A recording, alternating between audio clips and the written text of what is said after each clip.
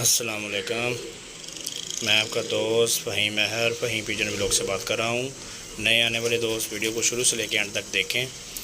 हमारे चैनल को भी सब्सक्राइब कर दें। ये एक तो बच्चा पकड़ा है, इसका भी आपको शो करवाते हैं। ये इसकी आँख है,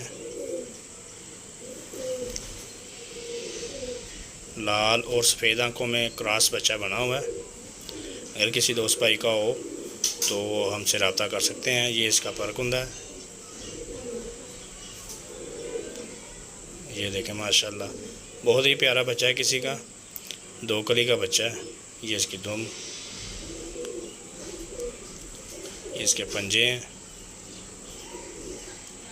माशाल्लाह।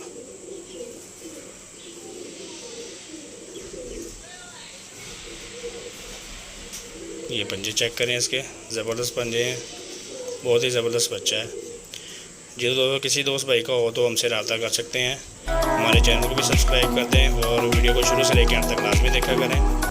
ठीक है दोस्तों, अगली वीडियो तक के लिए इजाज़त दीजिए। ओके जी, अल्लाह हाफिज़।